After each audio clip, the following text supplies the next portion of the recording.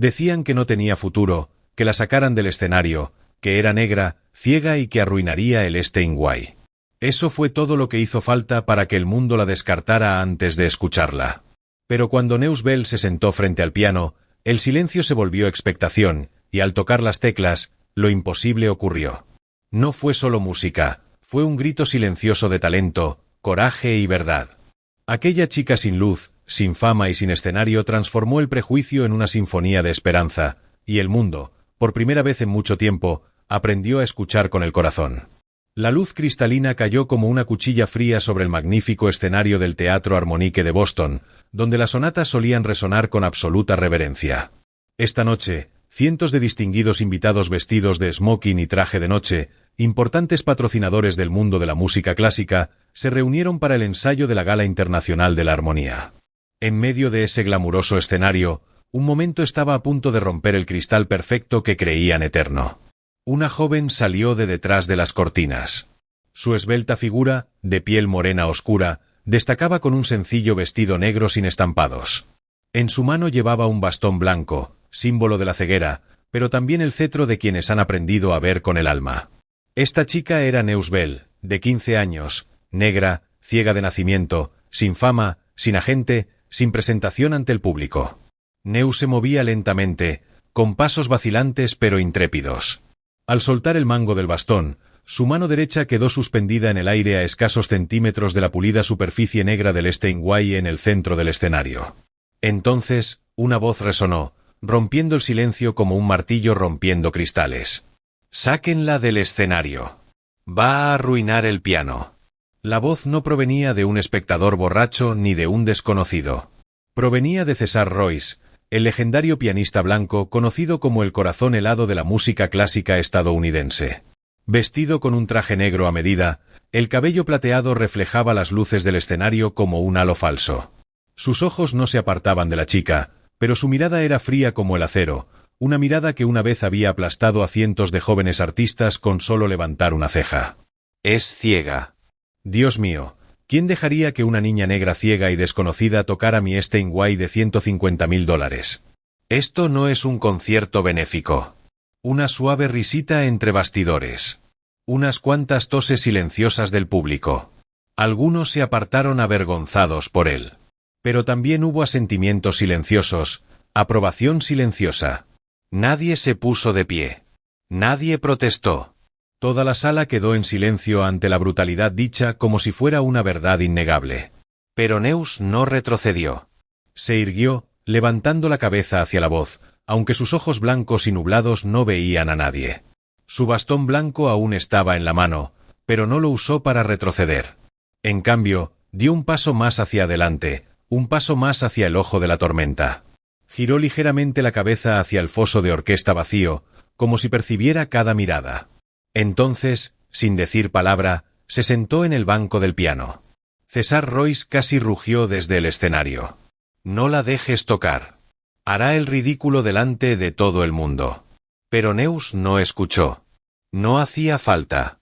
Sus pequeñas manos, que antes practicaban en la oscuridad, que temblaban sobre las viejas teclas del piano del orfanato, ahora se deslizaban suavemente hacia la primera tecla. Sus dedos no golpeaban las teclas como una represalia. Las tocaban como si tocaran un recuerdo, suaves, tiernos, pero con un propósito. Y entonces sonó la primera nota. No fuerte ni llamativa, pero cortó el aire lleno de prejuicios como la primera luz que atraviesa la oscuridad. Y el mundo, que acababa de hacer una mueca, se dio la vuelta, esperando el fracaso, de repente contuvo la respiración. Porque en ese momento, algo innombrable comenzó. El primer sonido que resonó bajo las yemas de los dedos de Neus fue el resultado de un viaje que nadie en esa habitación había presenciado jamás. Un viaje silencioso, lleno de oscuridad y de gran tamaño. 2 años atrás, en un invierno lúgubre una tarde en Hartford, Connecticut, una camioneta de servicios sociales se detuvo frente al Conservatorio de Música de Ashbrook, un lugar que solo aceptaba a los jóvenes de élite de prestigiosas familias musicales.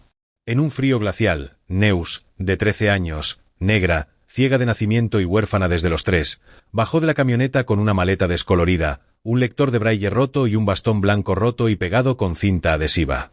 No había nadie para recibirla. En teoría, No era una estudiante oficial. Fue admitida a través de un programa piloto humanitario llamado Observador Silencioso. Una frase que sonaba a caridad, pero en realidad era un nombre florido para legitimar su exclusión de todas las clases, actuaciones y acceso a instrumentos musicales. En un entorno donde los estudiantes eran hijos de embajadores estadounidenses, nietos de compositores ganadores del premio Pulitzer y herederos de directores ejecutivos de las mayores compañías discográficas de Nueva York, una niña ciega del sistema de bienestar social no era más que una sombra molesta que vagaba por el mármol. Pasillos. Desde el primer día, Neus aprendió a hacerse pequeña. No hablaba. No caminaba rápido. No llamaba a las puertas de las aulas. En cambio, se sentaba acurrucada en el pasillo, fuera del aula 2B, donde el profesor Óscar M. C. Caín enseñaba análisis armónico. No podía verlo, pero memorizaba cada paso que resonaba en el suelo de madera, notaba cuando golpeaba la pizarra con la mano izquierda en lugar de la derecha, y oía cada nota de los ejercicios de los estudiantes a través de la puerta entreabierta mientras tocaban el piano de cola del aula. Dibujaba partituras a mano en su muslo. Aprendió el ritmo contando los pasos de los demás al salir de la sala. Y cuando regresaba a su pequeño dormitorio, reservado para los estudiantes no oficiales, pasaba los dedos por las paredes, recordando los sonidos del día. Pero lo que más importaba no era el aislamiento de Neus. Era la silenciosa complicidad de quienes la rodeaban. Los estudiantes nunca le gritaban, pero tampoco la saludaban. Evitaban el contacto visual, se mantenían alejados y siempre cerraban las puertas del aula herméticamente. Una vez, Neus entró accidentalmente en una sala de práctica por la noche. Un estudiante blanco llamado Han de Baroo, hijo de un senador estatal, la ridiculizó y se burló delante de sus amigos. Me pregunto cuándo empezó la escuela a tener mascotas. Toda la sala rió. Ella no respondió. Se quedó allí parada, con la mano apoyada en el piano, y luego se dio la vuelta en silencio. Pero el dolor de ese comentario la hirió más profundamente que cualquier golpe físico que hubiera sufrido. Incluso la encargada de la residencia, Janice Kettering, solía insinuar: Neus, esta es una escuela prestigiosa. No deberías incomodar a la gente. Incomodar, una palabra suave y cruel a la vez. No acusaba. No gritaba, pero se clavaba profundamente como un cuchillo burlón. Neus comenzó a retraerse aún más, pero no se rindió. En lugar de contraatacar, escuchó con más atención.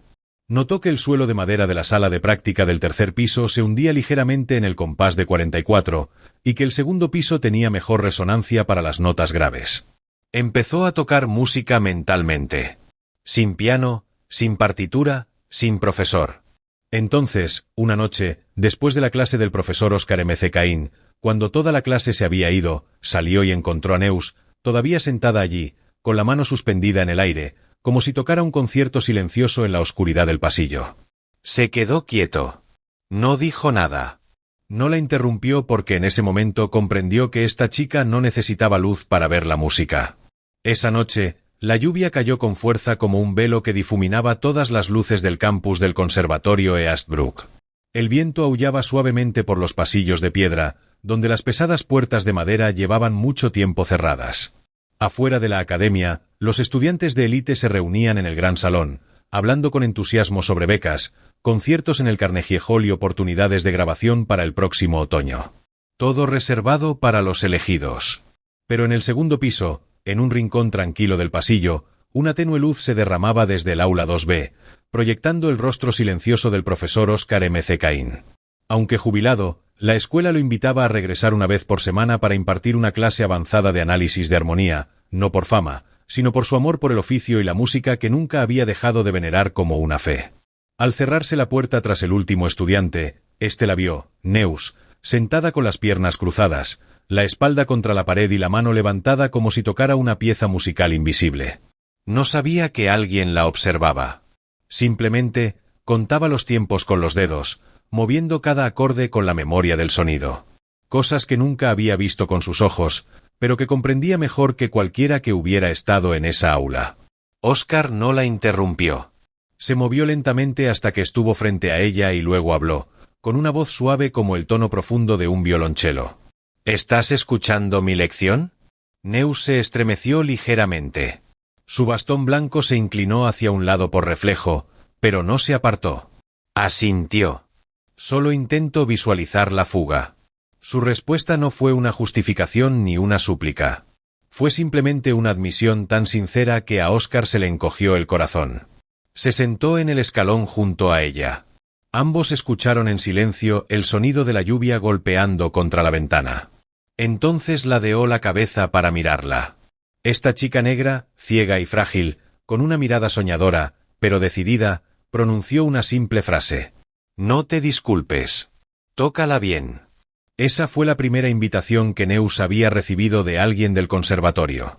Y a partir de esa noche lluviosa, un vínculo tácito, no anunciado, pero más fuerte que cualquier contrato artístico, comenzó a formarse.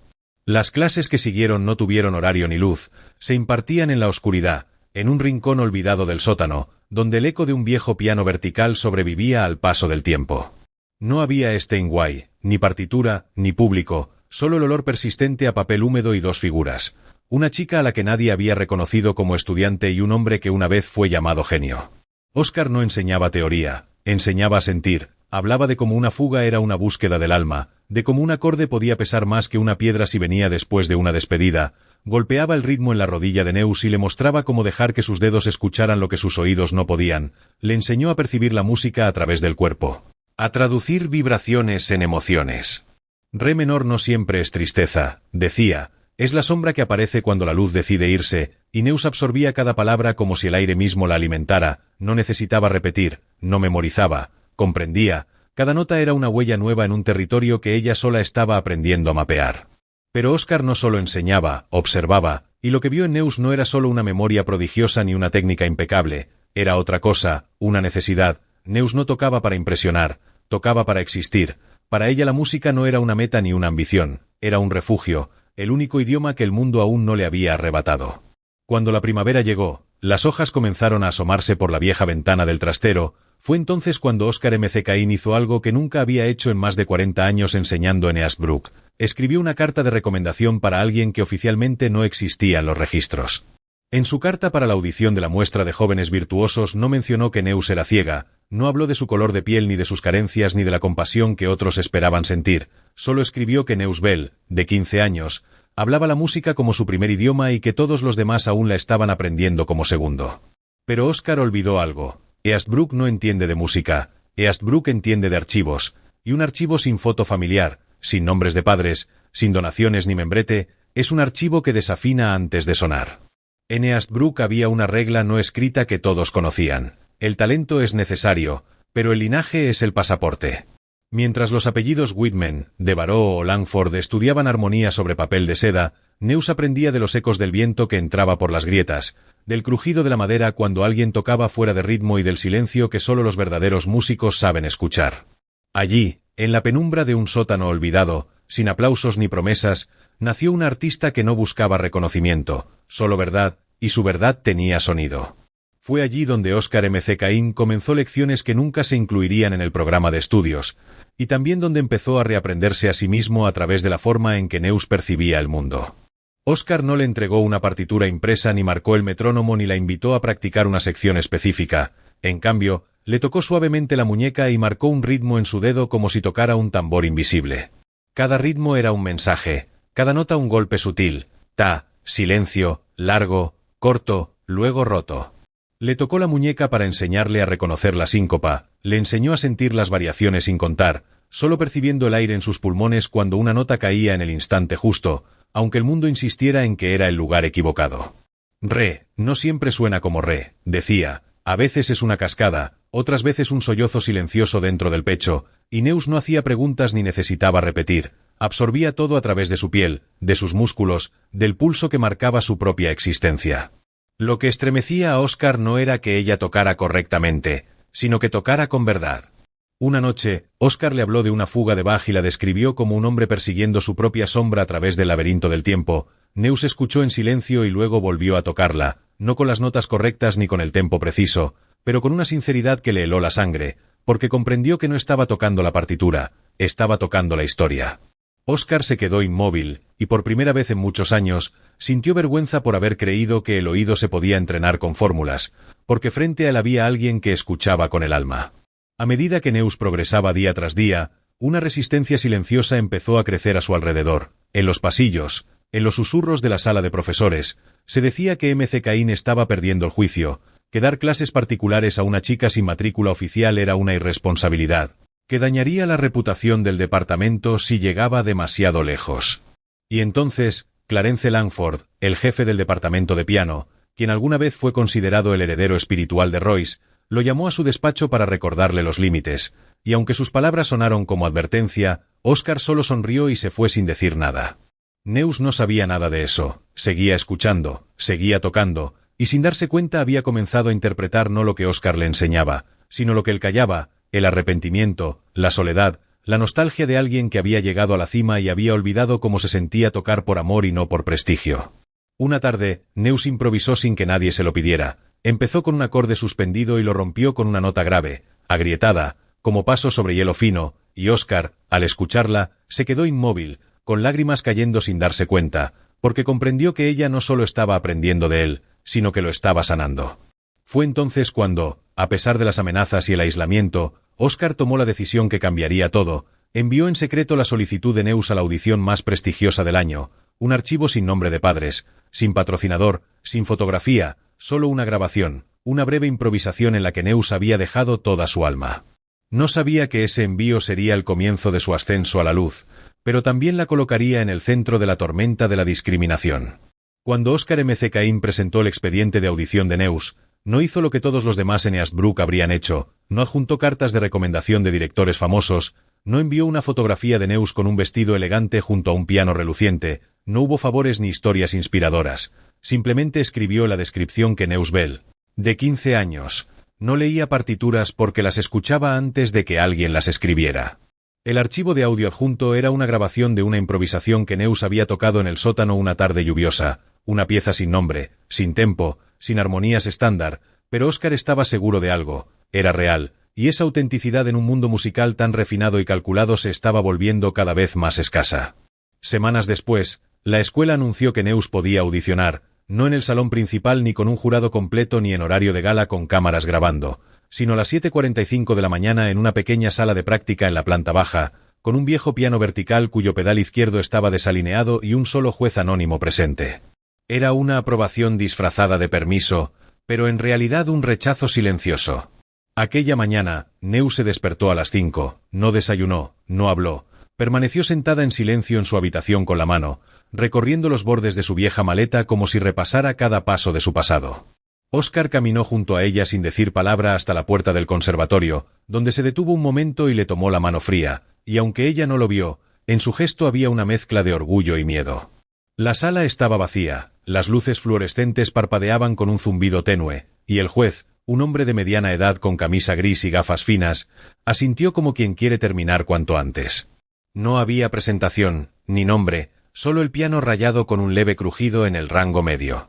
Neus no preguntó, no se quejó, dejó su bastón a un lado, se sentó y apoyó las manos sobre las teclas como si tocara una cicatriz antigua. Respiró hondo y comenzó el preludio en sol menor de Rachmaninoff, una obra que exigía tanto destreza como alma, pero para ella no era un examen, era un recuerdo, las noches en que escuchaba una grabación borrosa desde una radio vieja y trataba de reconstruir cada nota en su mente. Su mano derecha pintaba, su mano izquierda contaba una historia, y sus ojos nublados se cerraban no por oscuridad, sino porque estaba escuchando desde otro lugar, desde adentro. Cuando la última nota se apagó, el silencio fue absoluto, sin aplausos, sin palabras, solo el leve sonido del lápiz del juez garabateando algo en el papel antes de levantarse y salir. La puerta se cerró con un clic seco y Neus permaneció unos segundos más, no esperando reconocimiento, sino escuchándose a sí misma, tratando de entender si había logrado decir todo lo que sentía.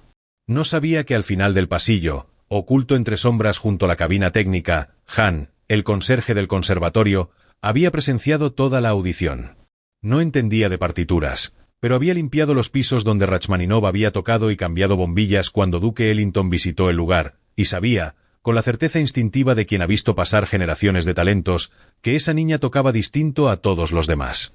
Sin pensarlo, sacó un viejo teléfono de su chaqueta, abrió la cámara y grabó los últimos 3 minutos de su interpretación, sin filtros, sin cortes, sin palabras, solo un título sencillo que acompañaría al vídeo cuando lo subió esa misma tarde a un foro de músicos que frecuentaba desde los años 2000, un título breve y brutal en su honestidad. La chica negra ciega audiciona en la sala lateral. Al día siguiente, Neus recibió una notificación del comité de selección, un correo breve, impersonal, que decía: agradecemos su esfuerzo. Lamentablemente no estás en la lista oficial de presentaciones de este año, sin explicaciones, sin comentarios, sin segundas oportunidades. Pero lo que nadie sabía era que al silenciar a Neus estaban encendiendo los altavoces para que el mundo los escuchara. La notificación de rechazo del Conservatorio Eastbrook también llegó a la bandeja de entrada de Oscar M. C. Cain, 2 frases exactas, sin agradecimientos ni razones, sin una sola mención sobre cómo había tocado Neus, y aunque imprimió la carta, la dobló 2 veces y la guardó en el cajón inferior de su escritorio, no se lo dijo a ella y ella tampoco preguntó. Ambos comprendieron que a veces el silencio es la forma en que el mundo responde a las verdades que no quiere reconocer. Pero ese silencio no duró mucho. 3 días después del rechazo, el vídeo grabado por Han, el conserje del conservatorio, un hombre de pelo canoso que había pasado desapercibido durante décadas entre cubos de limpieza y pasillos vacíos, apareció subido discretamente a YouTube con un título tan sencillo como desgarrador. Una chica negra ciega rechazada por el conservatorio toca Rachmaninoff de memoria. Al principio apenas unas decenas de visualizaciones, comentarios dispersos de antiguos foros de música clásica, el sonido es algo apagado, pero toca con alma. ¿Quién es ella? ¿Quién publicó esto? Y luego, casi sin aviso, un músico argentino llamado Marcos Viala, célebre por tocar con una sola mano tras un accidente de coche, compartió el vídeo con una frase que atravesó las redes como un suspiro: lloré, y no he llorado por la música en 10 años. Poco después un bloguero musical en Berlín lo republicó con un comentario mordaz: si Eastbrook no ve algo en esta chica, el problema no está en sus ojos, está en los suyos. Lo que empezó como una ola subterránea se transformó en corriente, sin campañas ni publicidad, sin nombres famosos, solo con la fuerza invisible de quienes se detenían un instante y escuchaban, de verdad escuchaban, algo que ni siquiera el propio Eastbrook había hecho. Entre quienes vieron el vídeo estaba Yuki Sakamoto, un artista japonés con discapacidad auditiva que sentía la música a través de las vibraciones de los altavoces contra su mandíbula, y al compartirlo escribió una frase en japonés que se traducía así: no necesita ver las teclas para tocarme, yo no necesito oír las notas para sentirla llorar con las manos. En 72 horas el vídeo alcanzó más de 3 millones de visualizaciones, sin algoritmos, sin títulos llamativos, solo la emoción pura que no se puede enseñar ni dirigir ni imitar.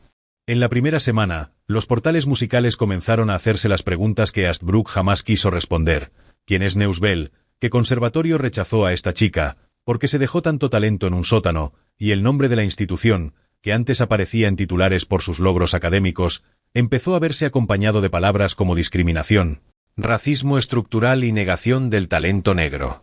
En una reunión urgente del Consejo Académico, Clarence Langford, jefe del departamento de piano, golpeó la mesa intentando contener el pánico mientras calificaba todo de fenómeno en línea, una exageración mediática, un capricho viral de una niña que tocaba por instinto sin técnica ni rigor, pero fuera de esas paredes. El mundo entero ya había decidido escuchar algo más grande que las normas de Eastbrook. La sala de reuniones del Conservatorio Eastbrook estaba sumida en un silencio denso cuando Sophie Trevers, la directora de comunicaciones, mostró en la pantalla el tuit del Instituto Internacional de Música. Sus manos temblaban ligeramente mientras leía las palabras que cambiarían todo. Vimos el vídeo y nos gustaría que Neus Bell inaugurara la Gala Mundial de la Armonía este año. El aire se congeló, un silencio persistente y glacial cayó sobre todos. Más frío que cualquiera de los que Neus había sentido en los pasillos del conservatorio, Oscar M. C. Cain, que había escuchado demasiadas veces el eco del desprecio disfrazado de educación, permaneció quieto, mientras Clarence Langford, el jefe del departamento, soltaba una risa amarga y gruñía con ironía: si la invitan, ¿quién actuará después? Nadie respondió porque todos entendían lo mismo, que si Neus encontraba realmente su voz no habría nadie capaz de seguirla. En ese mismo instante, a kilómetros de allí, en una habitación estrecha de una residencia para profesores jubilados a las afueras de Boston, Oscar se sentaba frente a su viejo ordenador portátil. La pantalla iluminaba su rostro cansado mientras leía la notificación que confirmaba lo imposible. Neus Bell había sido invitada a abrir la Gala Mundial de la Armonía Musical, un evento transmitido en directo a todo el planeta. Cerró los ojos sin llorar, apenas murmurando para sí, finalmente, la voz. Que nunca fue invitada ya no necesita invitación. Esa misma mañana, antes de que la primera luz del sol atravesara la cortina del pequeño apartamento que compartía con Oscar, Neus estaba sentada junto a una mesa de madera desgastada, frente a un sobregrueso enviado desde Nueva York. Sus dedos recorrieron el braille marcado en relieve: Gala Internacional de la Armonía Humana, invitación a una actuación. No necesitó abrirlo, porque al sentir la textura de esas letras supo lo que significaban. Esta vez no era el conservatorio quien la llamaba. Era el mundo entero quien la invitaba a hablar con sus manos. La Gala Internacional de la Armonía Humana era el evento musical más importante del año, celebrado en el majestuoso Crescendo Hall de Nueva York, donde alguna vez habían tocado Lang Lang, Alicia Keys y Yo-Yo Ma, transmitido a más de 60 países bajo el lema Rompiendo barreras a través del sonido, y ese año, el primer nombre del programa era el de Neus Bell. Lo que nadie imaginaba era que la persona programada para actuar justo después de ella sería César Royce, el renombrado pianista clásico que años atrás había humillado públicamente a una niña negra y ciega frente a un público que aplaudió en silencio. Cuando César recibió el programa oficial, sus dedos se crisparon, el papel tembló entre sus manos antes de caer sobre la mesa, murmuró con desdén que aquello era una gala artística, no una exhibición emotiva al estilo de un drama televisivo. No lo decía con ira sino con esa calma cortante de quien está convencido de que su reputación dicta las reglas del arte. Su asesora personal, Judith Carr, le explicó con voz baja que la invitación era una decisión directa de los organizadores. El vídeo de Neus había superado los 30 millones de visualizaciones y se había convertido en un fenómeno global. La prensa lo llamaba el renacimiento del alma musical. César entrecerró los ojos y soltó una sonrisa tensa, preguntándose si realmente querían celebrar un símbolo o si solo buscaban autoridad moral para vender más entradas. En los días siguientes, durante la reunión de coordinación en el Teatro Crescendo, el ambiente era tan tenso que parecía que una cuerda invisible sostenía todo a punto de romperse. Los asistentes hablaban en susurros, los técnicos ajustaban las luces sin mirar a nadie, y en medio de aquel silencio contenido, todos sabían que esa noche, en ese escenario, no solo se tocaría música, se enfrentaría el pasado con el futuro. César llegó puntual al teatro con su abrigo largo, sus gafas de sol y ese paso autoritario que arrastraba la costumbre de los aplausos. Caminó directo hacia Gerard Monroe, el director artístico de la gala, un francés meticuloso que había organizado conciertos para presidentes y reyes, y que sabía reconocer cuando el arte estaba a punto de presenciar algo irrepetible. César se detuvo frente a él y dejó caer sus palabras como plomo. Exigía que se cambiara el orden, que no actuaría después de ella. Pero Gerard lo observó sin pestañear, sin sonreír, con esa calma que solo los verdaderos guardianes del arte conocen, y en ese silencio que siguió, el orgullo de César comenzó a agrietarse. Lo que sintió no fue vergüenza, sino un miedo primitivo, miedo a perder el control, miedo a que su dominio de la perfección se desmoronara frente a algo que no podía medirse, miedo a que lo reemplazara una verdad. En otra parte del hotel, cerca del Teatro Crescendo, Neus permanecía sola junto a la ventana de su sencilla suite, sin asistente, sin estilista, sin prensa, solo el sonido del viento de Nueva York entrando por el marco mal cerrado, mezclado con el rumor del tráfico, una sinfonía anónima que flotaba a 17 pisos de altura, detrás de ella. Oscar sostenía un vestido negro sin adornos ni lentejuelas, la tela sencilla que solo buscaba acompañar el sonido. Neus la rozó con los dedos y sonrió. No necesitaba brillar, solo respirar música. Él la observó con la serenidad de quien sabe que algo inmenso está por suceder, y comprendió que esa noche el mundo la escucharía de una manera distinta, no con los ojos, no con los prejuicios, sino con el corazón. Cuando las luces del Crescendo Hall se encendieron, el público se levantó en un murmullo contenido. Las cortinas de terciopelo rojo se abrieron lentamente y la pantalla gigante mostró el nombre que nadie esperaba leer. Actuación inaugural, Neus Bell, Estados Unidos. La chica que una vez fue expulsada del escenario por ser ciega, la que fue rechazada por ser negra, la que practicaba en un sótano sin ventanas, estaba a punto de tocar para el mundo, no para vengarse, sino para recordarles a todos lo que habían intentado olvidar. El escenario aún no brillaba con la intensidad del espectáculo, pero la luz blanca de los ensayos revelaba los arañazos del suelo, las huellas del tiempo en la madera, las marcas invisibles de quienes tocaron antes. Neus avanzó con paso firme, sin guía, sin miedo, con la seguridad de quien escucha los sonidos que otros no pueden oír, el eco de sus pasos, la respiración de los técnicos, el aire tenso que vibra cuando la verdad se aproxima. Se sentó frente al Steinway Sons de 274, el piano más imponente del mundo. Su superficie reflejaba su rostro y también el reflejo distorsionado de todo lo que alguna vez la rechazó. Dejó su bastón blanco a un lado y posó las manos sobre las teclas. No había partitura ni metrónomo, ni nadie que le dijera cuándo comenzar. Detrás del telón, César la observaba con los brazos cruzados y la mirada de un juez esperando el error ajeno para confirmar su propia superioridad. Pero lo que ocurrió después lo desarmó, porque Neus no interpretó a Bach ni a Rachmaninoff, no tocó para impresionar, sino para existir. Compuso en ese instante una melodía sin nombre, nacida del silencio, sin compás, sin estructura, una pieza hecha de cicatrices y latidos. La primera nota, un sol prolongado, flotó en el aire como una llamada desde lejos, tierna y temblorosa, seguida por una secuencia rota que parecía un recuerdo cosido con lágrimas.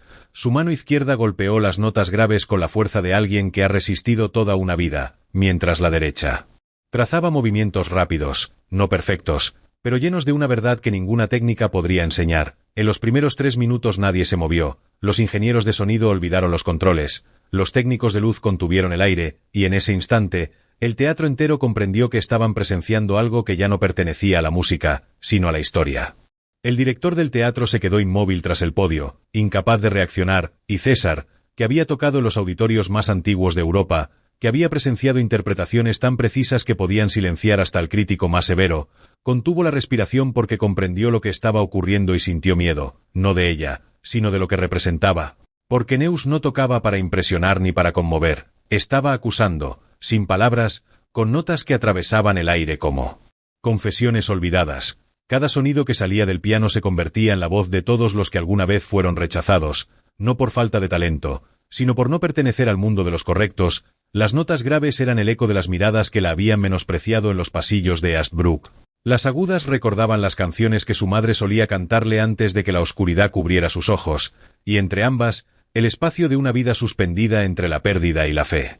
En la sección central, Neus detuvo sus manos. 3 tiempos exactos de silencio absoluto, y aquel vacío sonoro hizo que el público escuchara algo que la música suele ocultar, el acto íntimo de respirar, el temblor en el pecho, el alma intentando sostenerse dentro del cuerpo. Luego llegó el clímax, una fractura que rompió todas las reglas de la armonía clásica. Su mano izquierda descendió sobre un acorde de séptima menor mientras la derecha golpeaba una nota ligeramente desafinada, una imperfección tan humana que se convirtió en una herida abierta en el aire. No era un error, era una respuesta, una declaración de guerra a todos los que habían creído que la belleza debía ser simétrica, que la música debía encajar dentro de un molde. Ya no era interpretación, era una denuncia hecha sonido. Y entonces, sin aviso, terminó, no con un acorde triunfal, no con un final heroico, sino con un silencio tan profundo que parecía absorber la luz. Nadie aplaudió, nadie respiró. Los presentes se quedaron atrapados entre el asombro y el miedo. César seguía de pie, los ojos entrecerrados, pero ya no veía a una niña negra y ciega. Veía un espejo que reflejaba todo lo que había perdido hacía años. La pureza del sentimiento, la verdad de una emoción sin artificios, la música que una vez tocó antes de venderla al perfeccionismo. Murmuró para sí que eso era lo original, lo puro, lo que había olvidado cuando empezó a engañarse creyendo que la técnica podía sustituir al alma. El silencio continuó hasta que el director de ensayos dio un paso vacilante, rompiendo apenas el aire inmóvil, y Neus, con una leve inclinación de cabeza, dejó escapar una sonrisa imperceptible, como si supiera que aquello no era el final, sino apenas el preludio de algo más grande.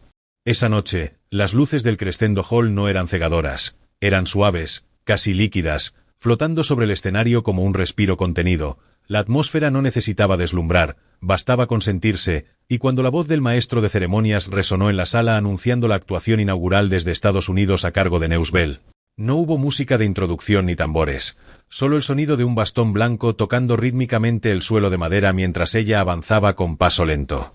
Cada golpe marcando el tiempo que separa la oscuridad del amanecer. Vestía de negro, sin adornos, sin brillo, descalza para sentir bajo sus pies el pulso del escenario, como si tocara con la piel los recuerdos fríos de su infancia en el orfanato. En su mano izquierda sostenía el bastón que la acompañó toda su vida y en la derecha una vieja flauta de madera. El único objeto que su madre le había dejado, no por su valor, sino porque con ella solía adormecerla cada noche, cuando la luz abandonaba su vista y el mundo se apagaba, y mientras caminaba hacia el centro del escenario, el público comprendió que no estaban a punto de presenciar una actuación, estaban a punto de escuchar el nacimiento de una verdad. Neus no hizo reverencia, no saludó, se sentó como si cada asiento del Crescendo Hall estuviera reservado desde siempre para los olvidados. Sin micrófono, sin director, sin luces que barrieran el escenario, dejó la flauta a un lado y posó las manos sobre las teclas, no para interpretar música, sino para abrir la puerta al pasado. No tocó Chopin, no eligió a Beethoven. No necesitó a Mozart para demostrar su valía, contaba una historia que no tenía palabras, solo notas y silencios que pesaban en el aire. La primera nota surgió como un suspiro contenido, seguida de un acorde menor quebrado, como una canción de cuna inacabada por su madre. Su mano izquierda avanzaba con pasos pesados y lentos, cada sonido resonando como los pasos perdidos que dio en los pasillos de Eastbrook cuando la empujaron fuera de cada aula. Mientras la derecha acariciaba las teclas con delicadeza, como quien toca una vieja cicatriz, toda la sala permanecía en silencio. Embajadores, patrocinadores, artistas famosos, que alguna vez vieron la gala como un espectáculo de perfección, ahora escuchaban como estudiantes aprendiendo a oír de verdad, y entonces comenzaron a llorar, no porque Neus fuera ciega ni porque fuera la primera niña negra en inaugurar la gala, sino porque por primera vez alguien tocaba para ellos, no para impresionar, sino para compartir un dolor que ellos mismos habían guardado. A mitad de la pieza, Neus apartó las manos del piano y tomó la flauta. No se levantó, simplemente inclinó la cabeza hacia el viento que se colaba por la rendija del escenario y empezó a soplar. No eran melodías conocidas, sino recuerdos. El sonido de la flauta era delicado, tembloroso, como la voz de una niña abandonada que aún tenía esperanza de existir. Todo el teatro parecía contener la respiración. César, sentado entre bastidores donde antes había sido el centro de cada gala, se aferró a su asiento, los nudillos blancos, no por enfado sino porque comprendía que ya no había argumentos que pudieran enfrentar lo que estaba sucediendo. No era la perfección técnica de Neus, era lo real, y lo real no necesita explicación. Cuando tocó las últimas notas, no para concluir, sino para aceptar el silencio como la parte más importante de la música, bajó la flauta y levantó la cabeza, no para mirar, sino para sentir. Nadie se puso de pie de inmediato. Todos reevaluaban su propia existencia, que acababan de escuchar, y porque el corazón les latía así, y luego uno, luego otro, y finalmente toda la audiencia se levantó, no por protocolo ni ceremonia, sino porque era necesario, no para aplaudir, sino para disculparse por los años de silencio ante voces como la de Neus, porque aquella noche, la música ya no era un espectáculo, era la justicia que la vida había olvidado entregar. Óscar M. C. Caín permaneció de pie tras el escenario, las manos colgando a los lados. Lentamente se quitó las gafas sin secar las lágrimas que surcaban su rostro. Susurró para sí mismo que una chica que nunca había sido invitada a sentarse acababa de hacer que el mundo entero se pusiera de pie, y en ese momento comprendió que todo lo que había enseñado, todo lo que había esperado de la música y de la vida, había encontrado su voz en ella. La mañana siguiente, periódicos de Nueva York a Tokio publicaron titulares que intentaban contener lo incontenible: un terremoto musical de una chica ciega, Neus Bell, la nueva voz del siglo XXI, no una actuación, sino una llamada de atención, y el vídeo oficial subido al canal de la gala acumuló 5 millones de visitas en menos de 24 horas. Pero Neus permaneció ausente, silenciosa, sin publicar nada, sin abrir el teléfono, sin aceptar flores ni entrevistas, recluida en su habitación de hotel, sus manos trazando teclas imaginarias sobre la mesa de madera mientras repetía mentalmente cada movimiento de memoria, cada nota que había hecho temblar al mundo. 3 días después, un representante del prestigioso sello Silver Sound Records, quien había trabajado con leyendas como Herbie Hancock y René Fleming, tocó a su puerta, elegante, con traje a medida, maletín, un ramo de orquídeas blancas y un contrato de 30 páginas impreso en tinta dorada. Neus abrió, no asintió ni lo invitó a pasar. Simplemente inclinó la cabeza y dejó entender que lo ocurrido no era más que un preludio, que aún no estaba lista para que su nombre apareciera impreso en los titulares, y el representante se marchó, dejando atrás orquídeas intactas y silencio. Nadie entendió por qué rechazó todo, ni entrevistas, ni ruedas de prensa, ni segunda aparición, y cuando el gerente del hotel informó que Neus se había marchado a las 4 de la mañana con Óscar cargando solo una pequeña maleta, el bastón blanco y la vieja flauta de madera. El destino registrado fue Salzburg, las montañas, la soledad y el aire frío. Mientras tanto, en la sala de juntas del Conservatorio East Brook, los ejecutivos recibieron la propuesta de un patrocinador anónimo, una subvención de $2 millones para establecer un programa de formación para artistas con discapacidad. La única condición era nombrarlo como iniciativa Neus Bell. Clarence Langford, quien años atrás había rechazado la audición de Neus ignorando todas las advertencias de Óscar, se sentó en silencio frente al periódico del New York Times con el titular, que aún retumbaba en la mente. Tocó 6 minutos, el mundo escuchó durante 6 millones de segundos, y por primera vez en su carrera, no sabía en qué capítulo estaba ni si alguna vez sería capaz de entenderlo, mientras Neus, en su refugio de madera en lo profundo de los pinares de Salzburg, no componía, no actuaba, no pronunciaba su nombre, simplemente existía, respiraba, y dejaba que el mundo escuchara sin verla, porque la verdadera música ya no necesitaba espectadores, solo la eternidad de su silencio y la memoria de quienes la habían sentido. Cada mañana Neus pisaba descalza la hierba fría, se sentaba junto a la ventana que daba a los Alpes y escuchaba el viento, los insectos, el silencio. Le había dicho a Óscar que no se retiraba, solo esperaba el momento oportuno para empezar el capítulo 1. En algún lugar bajo el sol del oeste, César seguía actuando frente a un público abarrotado. Pero en su interior la música había perdido todo significado, porque después de aquella gala no podía evitar recordar que él tocaba para conquistar al público mientras Neus tocaba para salvar a la gente y de alguna manera lo había salvado a él sin haber visto nunca su rostro, en los brumosos pinares de Salzburg, mientras el mundo aún buscaba a la niña ciega que había hecho llorar al público internacional. Neus eligió una forma diferente de estar presente.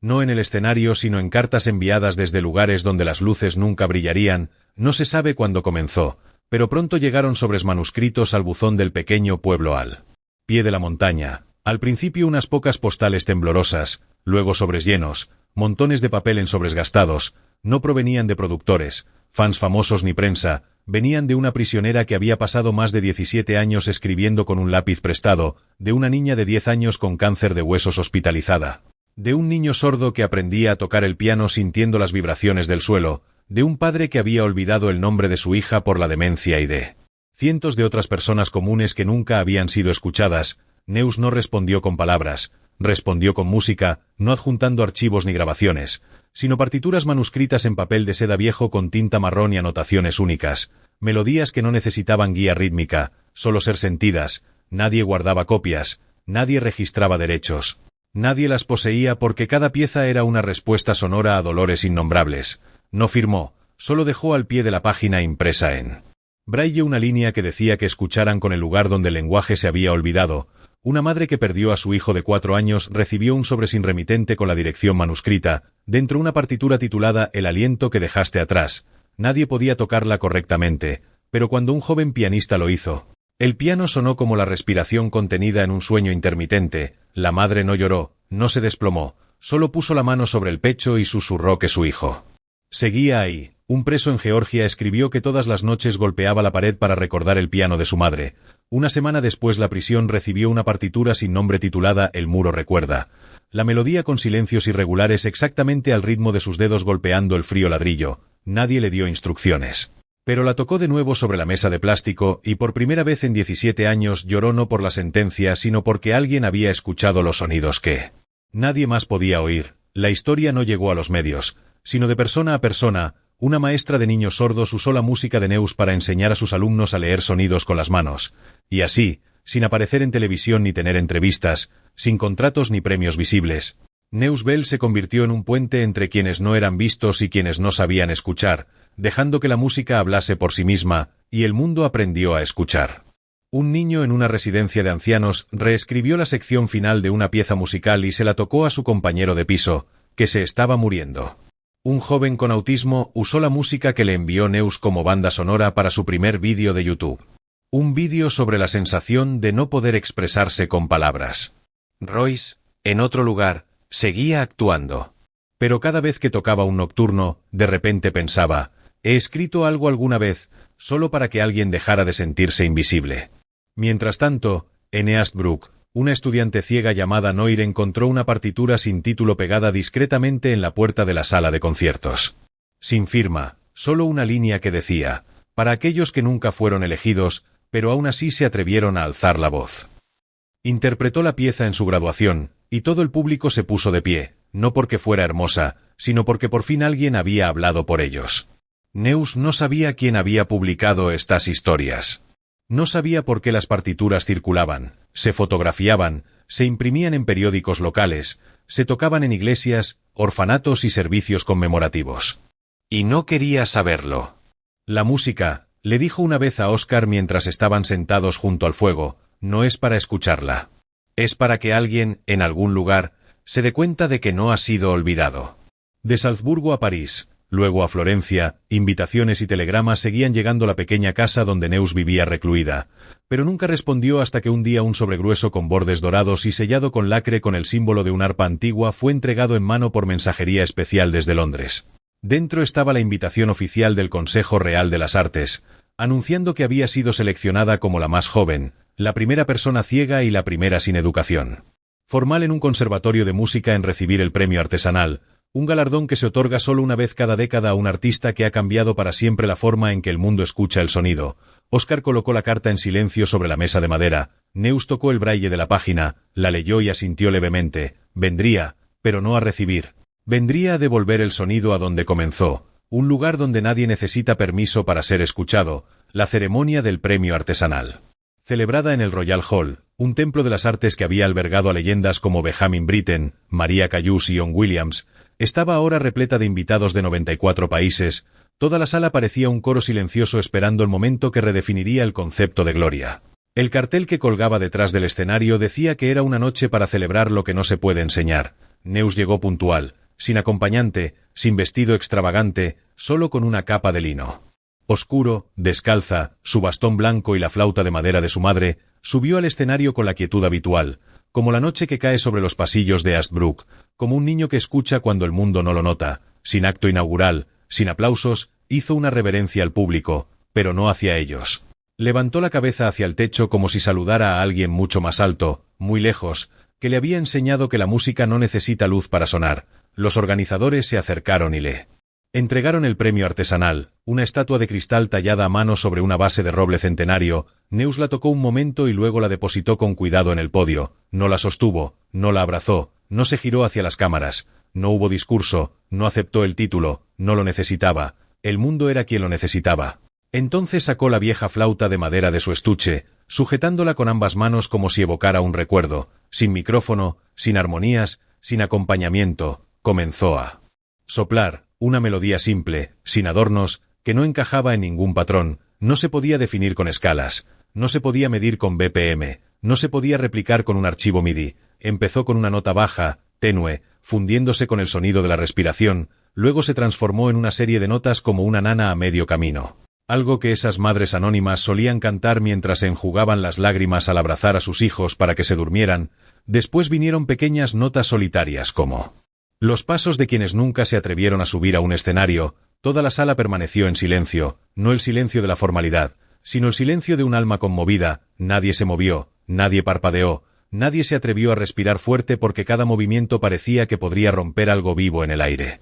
Una veterana compositora del jurado, con los ojos enrojecidos, comprendió que Neus no estaba tocando música, la estaba restaurando, y cuando terminó, no con un acorde culminante ni con una nota larga y resonante, sino con un silencio que se prolongó como una despedida tácita, inclinó la cabeza, guardó la flauta en su estuche y bajó del podio como si nunca lo hubiera pisado. Nadie aplaudió, nadie se puso de pie, nadie dijo una palabra porque no había nada más apropiado para responder a un momento tan completo que las palabras se habían vuelto redundantes. A la mañana siguiente todos los periódicos la mencionaron, pero esta vez no con frases como diosa de la música o fenómeno del siglo. Solo una frase se repetía en cada titular: el silencio regresó. Ese mismo día el Consejo Real celebró una reunión urgente. Tras 3 horas de deliberación emitieron un breve comunicado de prensa anunciando que a partir de ese año el premio artesanal pasaría a llamarse oficialmente Honor de la Campana Neus Bell, no para honrar a una persona, sino para recordarnos algo que se ha olvidado: la música no es para conquistar el mundo,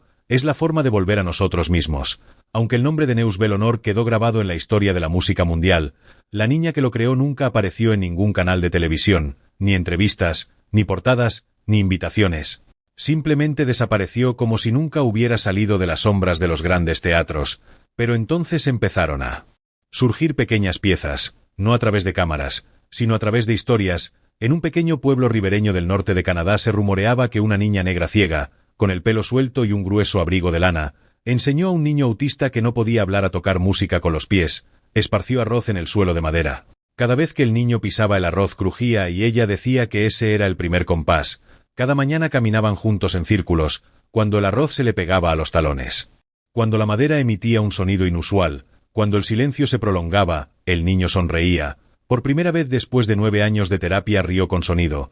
En una zona rural de Texas una niña sorda de nacimiento, conocida como la estudiante no apta para estudiar música, de repente tocó su primera balada no con notas musicales, sino con la vibración de unos guantes afinados al ritmo de la música que Neus le había enviado. No entendía del todo la música, pero comprendía por qué debía empezar a tocar. Cuando un reportero local le preguntó, simplemente dijo que no aprendía a tocar. Toco para recordar la sensación de que alguien me escucha aunque no emita ningún sonido, sin vídeo, sin transmisión en vivo, sin confirmación, pero la historia se difundió. No se necesitan pruebas, solo creer. El profesor Oscar, cuando se le preguntó si era cierto, simplemente sonrió.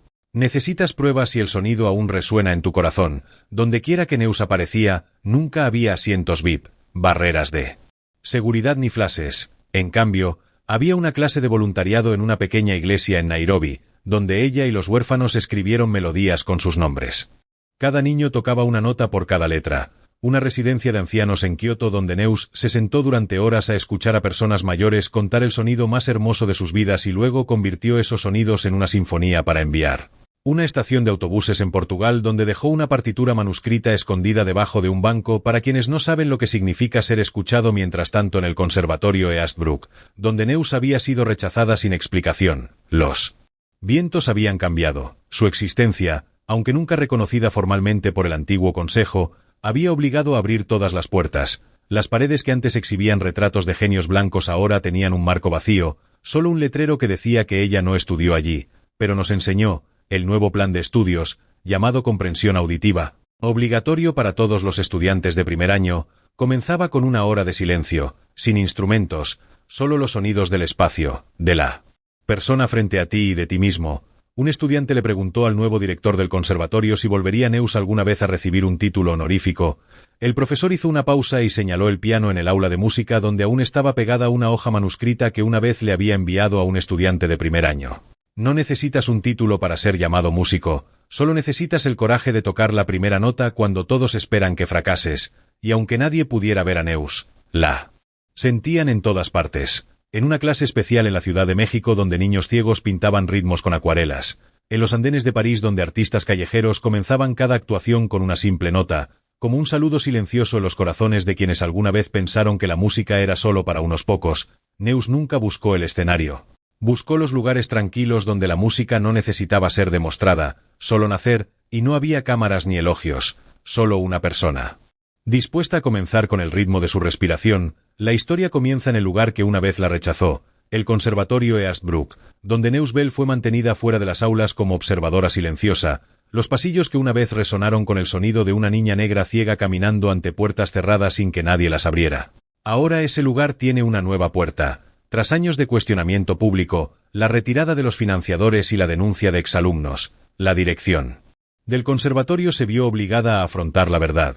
No era que Neus Bell no tuviera talento suficiente para ser aceptada, era que no habían tenido el coraje de reconocer el talento en un lugar que no entendían.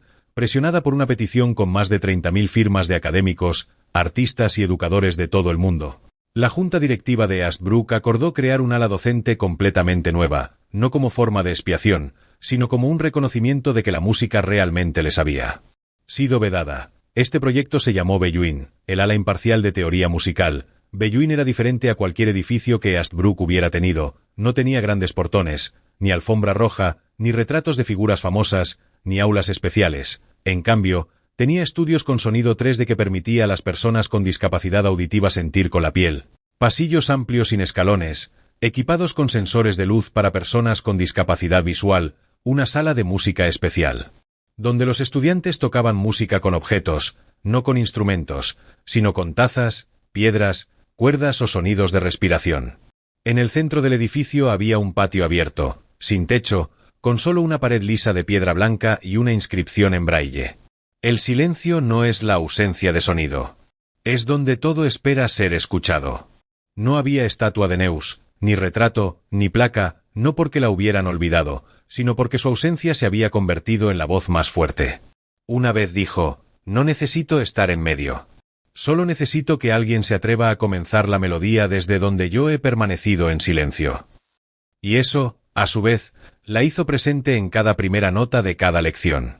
En la inauguración de Belluin, el profesor Oscar M. C. Caín, ahora jubilado, con cabello plateado y bastón en la mano, fue invitado a hablar. No habló mucho. Solo recordaba, hacía mucho tiempo, como había visto a una niña negra ciega de pie frente a la puerta del aula, escuchando con las yemas de los dedos apoyadas en el suelo de madera. Luego señaló hacia el nuevo edificio y dijo, aquí es donde pertenecen los niños a quienes una vez les dijeron que la música no era para ustedes. Porque no necesitan permiso para sentir el sonido. Son el lugar donde nace el sonido. César, el artista que una vez humilló a Neus ante un gran público, no fue invitado, pero asistió. Se quedó al margen de la ceremonia, inadvertido entre la multitud. Solo el profesor Oscar, al pasar, saludó con un suave asentimiento. César no habló. Simplemente, se quedó allí, con la mirada fija en el patio vacío, con las palabras de Neus inscritas. Y por primera vez en muchos años, se quitó las gafas de sol y contempló largamente la ausencia, como si reflejara todo lo que alguna vez había considerado música. En su primer año de apertura, Belluin recibió a más de 600 estudiantes de todo el mundo, incluyendo 128 personas que nunca habían estudiado música, 74 personas con discapacidad visual, auditiva o trastornos del procesamiento sensorial, y 41 personas que no sabían leer ni escribir, pero sí sentían. Un profesor de música de Belluin recordó una ocasión en la que un estudiante que nunca había tocado un instrumento tocó la primera melodía simplemente apoyando la oreja en la superficie de madera mientras su compañero golpeaba suavemente. Cada mañana en Belluin, la primera pieza musical que se tocaba no era una pieza clásica famosa, sino una grabación de audio sin compositor conocido, solo una línea que decía, para quien aprende a escucharse de nuevo. La voz de la niña en la grabación no era clara, pero todos creyeron que era una niña y al final solo se oía un susurro. Si te escuchas a ti mismo, dejas de ser invisible. No tenía estatua, pero cada latido del corazón de quienes una vez fueron rechazados ahora latía como Neus había vivido. Desde la inauguración de Belluin, nadie ha visto a Neus aparecer en público. Ningún programa de actuaciones ha incluido su nombre. Ninguna revista ha tomado nuevas fotos. Ningún sistema ha rastreado sus movimientos. Pero el mundo sigue contando historias sobre ella. En Lisboa, un profesor de música entró por casualidad en la biblioteca pública y vio a una niña ciega sentada con una niña pequeña tocando sonidos con una vieja pipa de plástico. No había instrumentos, ni libros de teoría musical, solo el sonido hueco de la pipa, la resonancia de la palma y la suave risa que llenaba la luz del atardecer. El profesor preguntó si la niña ciega era Neus. La niña sonrió, pero no lo confirmó. A la mañana siguiente sobre el escritorio del profesor Óscar M. C. Caín apareció una partitura manuscrita sin título ni firma, solo una pequeña línea al final. No hacía falta saber el nombre, solo escuchar el eco. En Perú, en una aldea cercana a la selva amazónica, un niño ciego de 8 años, mientras seguía libros en braille en una biblioteca móvil, encontró aquella partitura. El anciano de la aldea murmuró que no era un libro comprado, simplemente había aparecido en el estante como un suspiro. El niño tocó la partitura en un viejo instrumento de madera y al llegar a la última nota se detuvo, giró la cabeza hacia su madre y dijo que no podía ver a la persona, pero estaba seguro de que estaba allí en Ghana, en una pequeña aldea cerca de la costa de Elmina. Los percusionistas locales desarrollaron un nuevo ritmo al que llamaron pulso Neus. Nadie se lo enseñó, solo comentaron que una noche antes de que saliera la luna oyeron a una niña que no hablaba, pero sus pasos en el suelo tenían ritmo simplemente. La siguieron hoy los niños de la aldea, aún aprenden aquel pulso escuchando las pausas entre dos tiempos. Nadie puede confirmar que Neus estuviera realmente allí, nadie publicó estados, nadie tomó selfies con ella. Pero su presencia como un latido no necesita ojos para ser percibida. En un campo de refugiados en Siria, alguien aseguró haber escuchado una flauta a las 3 de la madrugada mientras la gente terminaba de evacuar. No se distinguían claramente las notas, pero cada sonido parecía calmar las grietas en los corazones. En una residencia de ancianos en Islandia, una empleada de limpieza halló una partitura manuscrita bajo la almohada de una mujer que acababa de fallecer. Nadie sabía quién la había dejado, solo decía para aquellos que una vez cantaron. Pero nadie escuchó. En el conservatorio Eastbrook, un estudiante de primer año preguntó a un profesor y el profesor levantó la vista del atril y señaló el espacio entre dos notas en la partitura preguntando si podía oír el sonido en este silencio. La respuesta fue no, y entonces estaba listo para ser músico, porque la única persona que realmente lo entendió alguna vez se sentó fuera de esta aula en Nueva Delhi, Buenos Aires, Johannesburgo, Oslo, Nueva Orleans, Hanoi. Escuchando sin que nadie lo supiera, pronto comenzaron a organizarse clases llamadas laboratorios de música silenciosa, donde los estudiantes no aprendían a tocar, sino a escuchar primero. Cada sesión empezaba con un acuerdo: quédate quieto 5 minutos, cierra los ojos, no toques nada. Entonces el profesor preguntaba ¿qué oyes? Cada respuesta se convertía en una nueva pieza musical que brotaba desde ahí. César, ya mayor y retirado de los escenarios, vivía solo en un pequeño apartamento en Riverside, Boston. Un único piano sin pulir se alzaba frente a una partitura en braille que jamás podría leer, pero que de algún modo lo recordaba todo. Pero la toca cada mañana de memoria, cada nota impregnada de arrepentimiento y gratitud. Una vez, durante un seminario, un joven músico le preguntó a Óscar M. C. Caín si todo su esfuerzo podría redimir los errores del pasado. Óscar respondió con calma: no es demasiado tarde si escribes con lo que has perdido, si cada nota refleja lo que no se atrevieron a escuchar. Neus Bell no desapareció, se fundió con la música del mundo. Está en el murmullo de los niños pobres que golpean latas y ollas, en los ritmos que emergen de las calles polvorientas, en la primera nota que alguien toca sin creer que merece un instrumento. En una aldea montañosa de Bután, en pleno invierno, colgaron en la puerta de un templo una partitura sin palabras, sin firma, con una línea que decía: si escuchas algo en el silencio, entonces una vez estuve aquí. Así, la niña que alguna vez fue humillada por tocar un Steinway enseñó al mundo no solo a escuchar música, sino a escucharse a sí mismo. No buscó fama ni elogios, ni deseó ser una leyenda, solo quiso que alguien, aunque fuera uno, sintiera que ya no era invisible. Desde aquel escenario de humillación hasta la última nota de su flauta de madera, Neusbel transformó la forma en que el mundo entiende el sonido, la empatía y la memoria. Con cada acorde, con cada silencio, cambió para siempre la manera en que respiramos la música. ¿Y tú? ¿Cuántas veces en tu vida has dejado pasar a alguien con talento o corazón verdadero porque no encajaba en los moldes que el mundo impone? Si el mundo te silenciara, ¿qué harías para que tu voz aún pudiera ser escuchada, aunque nadie te viera? No olvides dejar tu opinión en los comentarios, ya que me gustaría ver qué piensas tú, darle a me gusta, compartirla con tus amigos y suscribirte para no perderte la próxima historia. Hasta la próxima.